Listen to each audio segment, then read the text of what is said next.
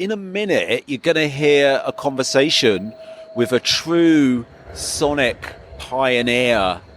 And all things sonic is at the heart of what this show's sponsors are all about. Lost and Sound is sponsored by Audio-Technica. Audio-Technica are a global but still family-run company that make headphones, turntables, cartridges, microphones. They make studio quality, yet affordable products because they believe that high-quality audio should be accessible to all. So head on over to audiotechnica.com to check out all of their range of stuff.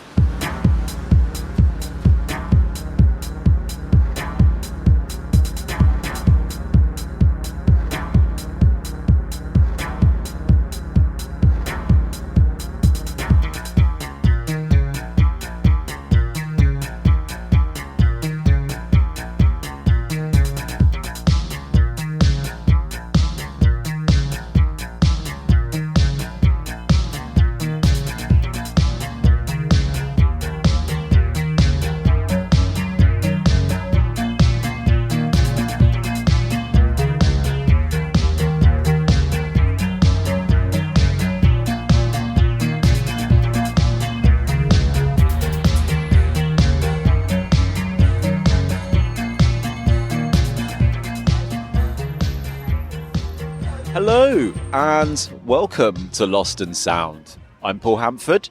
I'm your host. I'm a writer, an author, a university lecturer, and a former DJ based in Berlin, where I'm speaking to you now from. And this is the show where each episode I have conversations with the musical innovators, the outsiders, the mavericks, the artists that do their own unique thing. And we talk about music, creativity, life, the things that inspire us to make the things that we make. Previous guests have included Peaches, Suzanne Ciani, Jim O'Rourke, Chili Gonzalez, Hania Rani, Ghost Poet, Cozy Funny, Tutti, Graham Coxon, Mickey Blanco, and Thurston Moore. And today on the show, composer, performer, electronic innovator, cultural ambassador, Jean-Michel Jarre. And my book, Coming to Berlin, is available in all good bookshops or via the publisher's website. The publisher is Velocity Press. And I'm majorly excited about this one. I'm excited about all episodes I put out, but this one, Jean-Michel Jarre, he's been hailed as the godfather of electronic music. He's one of the first artists to take electronic music back in the 70s into the realms of popular culture, alongside other visionaries like Kraftwerk, Tangerine Dream, Wendy Carlos, Suzanne Ciani, and Giorgio Moroder. Before this, I feel, and please do correct me if I'm wrong, in terms of how I feel and interpret things, that electronic music before these pioneers of the 70s was really more the preserve of academia, of the avant-garde, of composition. I mean, obviously, electronic elements were in pop music, and there were some electronic novelty hits. But the idea of making purely synthesized or largely synthesized synthetic electronic music was just like radically new. And Jean-Michel Jarre first came to prominence with the 1976 album Oxygen, which went on to sell 18 million copies worldwide. A truly cultural pop culture moment. He's gone on to sell 80 million records worldwide. Since then, at least, he's known for his huge, spectacular audiovisual live events. He's a 3 times Guinness World Record holder for the largest outdoor performances. These include a Y2K Millennium performance at the Pyramids in Cairo, being the first Western live act in post-Mao China, playing to 3.5 million people in Moscow in 1997. He's been honoured with the Stephen Hawking Medal for Science Communication. He's collaborated with Edward Snowden. The list goes on. He's we only had a really short window of time to chat for this interview. The reason being, he was on a press junket that day, doing one interview after another. He's promoting 2 new albums, Oxymore, which is out now. It's an 11-track album. It's a tribute to one of his major influences, Pierre Henry, one of the foundational 20th century giants of electronic music, and a kind of companion album, a kind of remix, rework, collab album, if you like, called Oxymoreworks, which is out on November the 3rd, which is a collection of collaborations of tracks from Oxymore, where he's collaborated with people like Brian Eno, Martin Gore, Armin van Buuren. Really, really, really good stuff. So yes, we had a very, very short window of time to chat. And this is what happened. Thank you so much for chatting with me today. Are you having a good day? Yeah.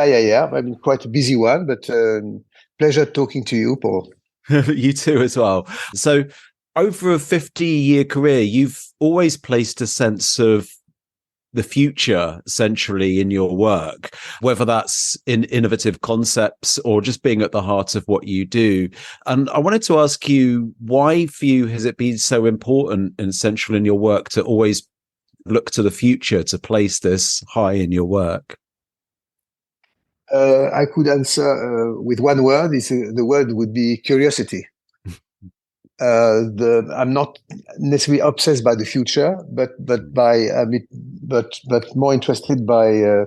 I'm not into nostalgia that much. I'm more, and I'm not particularly interested by what I've done, because what I've done, I've done it, and I have no control with it. As it's almost a cliche to say it. And then I think it's a privilege, and it's to have this kind of fresh curiosity in front of everything. I think that I have that from thank you to my mom, probably, and to also my grandfather was an engineer, a musician, and an inventor, always trying to think about new ideas, and probably it's worked on the level of chromosomes in my family. Maybe, I don't know. Yeah, and so when you say it's always about, like this thing of not looking back and not nostalgia, when you finish an album, do you feel like as soon as it's out, is it like, do you reflect on it, or are you moving forward at that point? Yeah, I think that I'm restarting an album when I have an idea of the overall concept. I'm not a kind of artist starting an album with one song and then another song, and then after a while I say, okay, I have the right amount of songs to do an album. I always thought in terms of an album like a book, like a novel, or like a movie, where there is an overall concept around it. And for instance, for Oxymore, the album from which Oxymoreworks has been done as an extension, it was really this idea of paying tribute, for instance, to the roots of and the history of the French electronic music, and also the idea also of conceiving after COVID. We have been really involved in VR and immersive mode of expressions, trying to conceive an album structured from scratch and from scratch in 360, and not. It's interesting to see actually that for decades we had a frontal relationship with music. When you compose for a symphonic orchestra, you have the orchestra in front of you. When you are in studio, you have the speakers in front of you. When you're in the concert hall, you have the PA systems in front of you. So you have this kind of frontal relationship for the musician and for the audience. And which is ironic, is actually the irony is actually in your day-to-day life, sounds are all around your head. And in a sense, because of technology, and musicians have been limited into like a painter in front of his canvas. We did masterpieces with that, of course, but actually suddenly technology is allowing us to be inside the music for the composer as well as for the audience. So it's for instance, and then that was really the starting point of Oxymore, the album I released a few months ago. That's really interesting what you're saying, actually, because I think in non-Western musics, and things like folk music as well, that there's always been more this idea that you're always around the music, that music is part of life. And I think some of the aspects of like Pierre Henry's work, which you took from, was more about like this, about the immersion that is taking sounds from everyday life. And what was so significant to you in your life about Pierre Henry as well? When did you first discover his work, and what did it mean to you? You know, when I was a kid, my grandfather was very important to me. He was playing the oboe. He was an engineer, an inventor. He invented one of the first mixing desks in France, and also the ancestor of the iPod, the turntable with built-in batteries, where you could go to for picnic, listen to Edith Piaf or Chet Baker, and then for my 10th birthday, he offered me a second-hand German tape recorder, and I became totally obsessed by this machine, recording everything all the time. And one day, I played the tape backwards, and I thought that aliens were talking to me, and I suddenly become really involved in the idea of processing sounds. I was playing in small rock bands and processing the sound of my guitar, organs, and things. And then the drummer, his father was working in the equivalent of the French BBC, Radio France. He said, there is a laboratory, a center somewhere where people are doing the same kind of things. And that was the laboratory where Pierre Schaeffer, Pierre Henry were involved. The Groupe de Recherche Musicale, Music Research Center, where actually started this idea of integrating noises and sounds into orchestral sounds and music. And this Oxymore project was actually a tribute to this fundamental moment in the history of music. I mean, these guys really invented the way we are doing music these days by saying, okay, we in a rather surrealistic way, by saying, okay, we can mix the sound of a bird with a clarinet, or the sound of a washing machine with the percussions, and that was totally surrealistic in those days. But now they actually back in the 1940s, they defined the grammar of the way we're doing music these days. By everybody in hip hop, electro, pop, or whatever, we are all injecting and integrating some noises, sounds, white noises, or whatever in our music. And so this album was kind of a tribute to that, was it? Yeah, it was a tribute, and also on a personal level, I was for one of my previous albums called Electronica. We had the project to work in collaboration together with Pierre Henry, and then he got ill, he passed away, and it never happened. And then I got the surprise to get his family and his wife, his widow. I mean, say that he left some sounds for me to use. Maybe one day. And I said that for Oxymore, it would be interesting to use some of his sounds. Actually, by the end of the day, I didn't use so many sounds of him. Maybe it's 4 or 5% of his sounds in the album. But the album has been heavily involved by this period, by this approach of, getting raw sounds. I mean, what was the beginning of sampling, really, Yeah, that's amazing. And then with the Reworks album as well, with the collaborations on that, how did you approach that creatively? Because I kind of get the sense this wasn't just giving people remixes to do. You were working with the artists. How did you pick the artists, and how did that come about? So it was a fairly different process than for Electronica, where I wanted to collaborate physically in the same studio with people.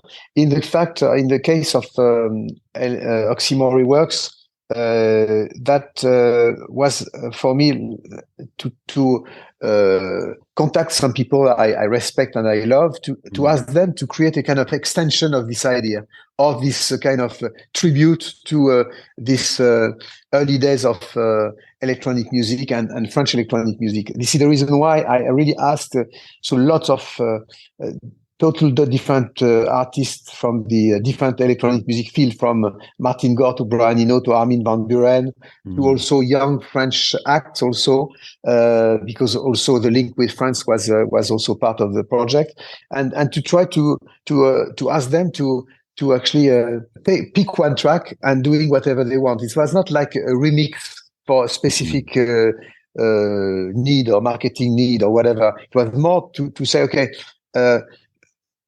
create an extension of the original idea more.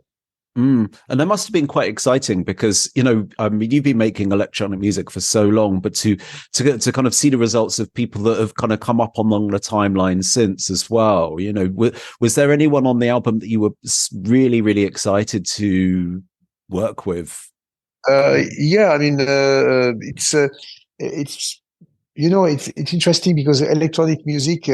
The work of electronic musicians is like a writer of a painter in his or her own atelier, and to open the window sometime or the door and to try to connect with pals and colleagues is always refreshing. Yeah, definitely. I love that description of it, and it is kind of like architecture as well, isn't it? You're taking pieces away and putting pieces in. Absolutely. Actually, if I would not been a musician, I would have been an architect. I think there is a lot of connection, as we know, between music and architecture. Yeah, and do you experience sound in a visual way then as well? Yes, I always approach my music like a kind of soundtrack of the story of the movie that the audience could create by listening to my sounds. And in that sense, I think I have, and also I involved at a very early stage some visuals for my performances, because I think it was part of the DNA of the music I'm doing, probably. And if you don't mind me asking, going back along your timeline as well, you were really one of the first artists that I'd say, along with Kraftwerk, maybe Tangerine Dream and Wendy Carlos as well, that took these kind of avant-garde electronic techniques into the realm of popular culture. But at that time, like at the time of like Oxygen being such a success, did you feel like you were understood by people, or did you face resistance from people going like, what are you doing with, where are the guitars? Where's the kind of conventional motifs? Oh yeah, of course, because it's very interesting to see that every emerging styles have been rejected by the previous establishment. It was the case for the beginning of jazz by classical musicians.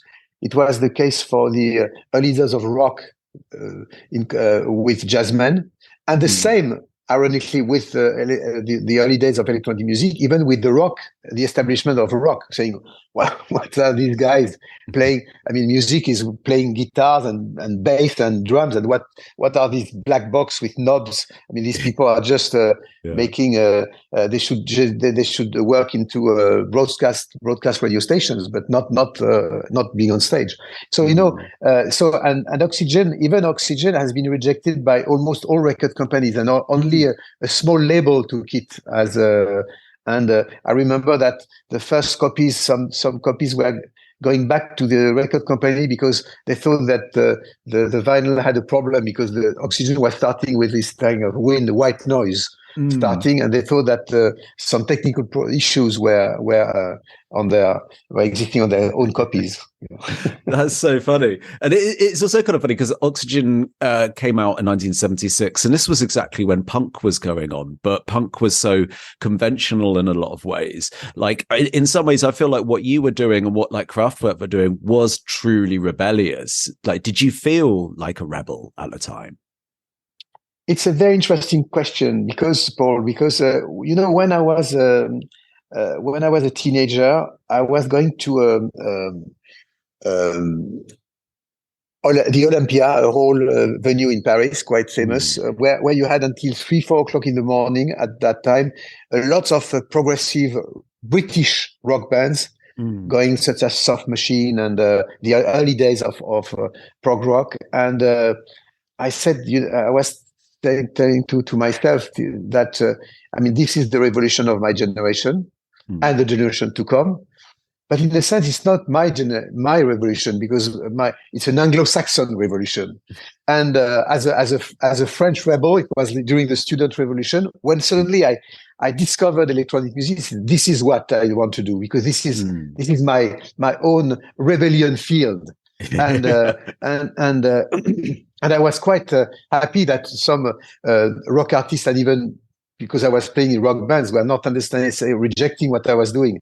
In a sense, I was almost reassured by the fact that I was following the right way for me. Yeah, that's quite brave as well, isn't it? Because I feel like to be able to kind of know that some people that don't like your work is a barometer that you're doing the right thing. It's what Jean Cocteau, the French writer, said. What people don't like in you, do it because it's yourself. Yeah. And do you still feel like the rebel now? Rebel, I don't know, but actually, I still feel for sure as a beginner. I always start every project as with the same feeling as a beginner, probably because I try to explore different fields. I'm not into nostalgia, and I'm not even if I think an artist is more than he thinks repeating himself. I love to experiment new ways, new directions, like it is, for instance, at the moment with immersive sounds, with VR, with AI. I mean, all these new technological tools are, I think, opportunities to create in a different way and to keep the excitement fresh.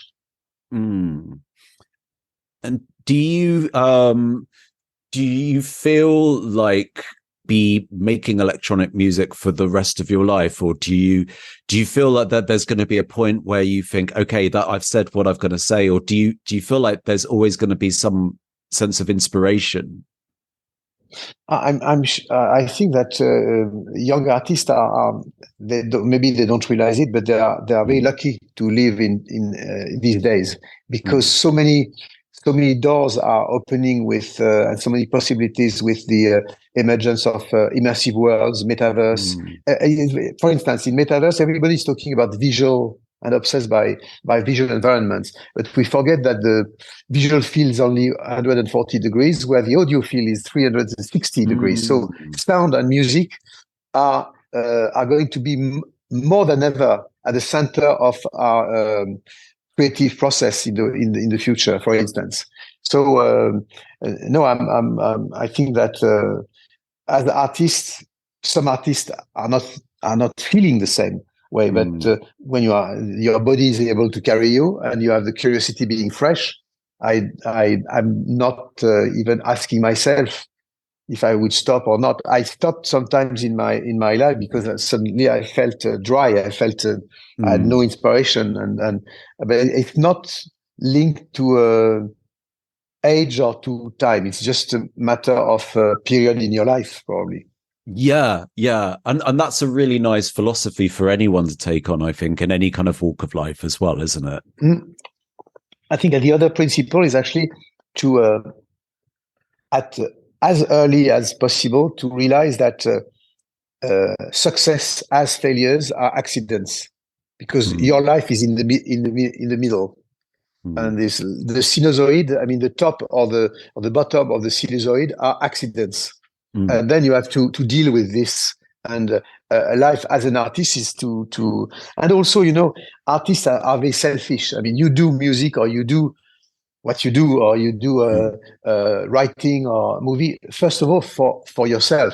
And then if it's and of course it's great when the audience is following what you're doing, but otherwise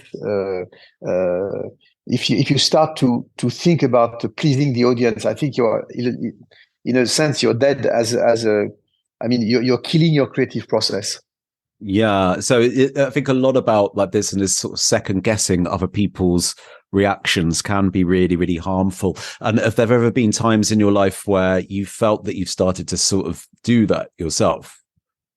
No, but I give you an example. For Oxymoreworks, you have a really extreme, noisy tracks. So of course, for fans who are hoping that I'm going to repeat Oxygen, they are not only destabilized, but I think they are shocked.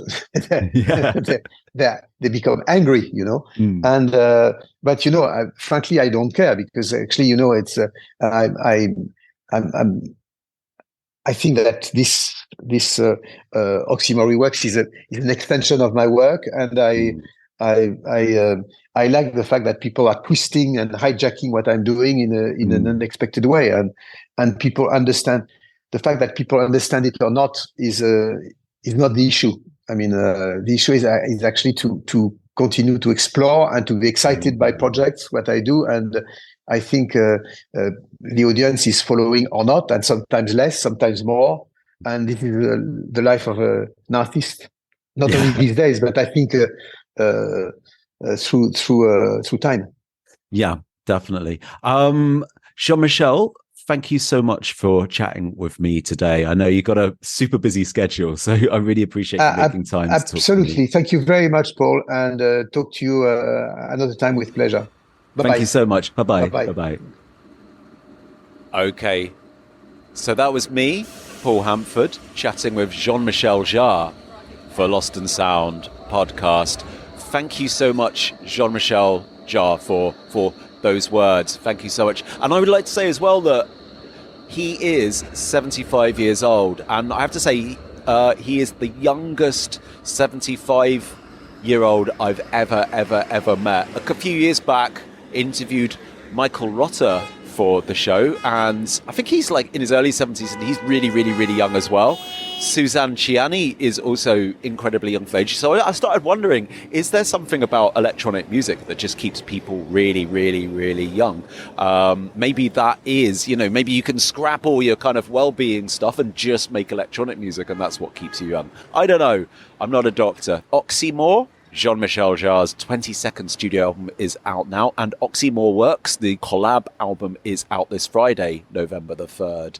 Lost and Sound is proudly sponsored by Audio-Technica. Audio-Technica are a global but still family-run company that make headphones, turntables, cartridges, microphones, studio quality, yet affordable products, because they believe that high-quality audio should be accessible to all. So head on over to audiotechnica.com to check out all of their range of stuff. I use their products. I love them, genuinely. I did the interview you heard using an AT2020 USB mic. Just plugs right into your laptop. Even someone who's completely rubbish with technical stuff like me can use it. It's great. The music that you hear at the beginning and the end of every episode of Lost and Sound.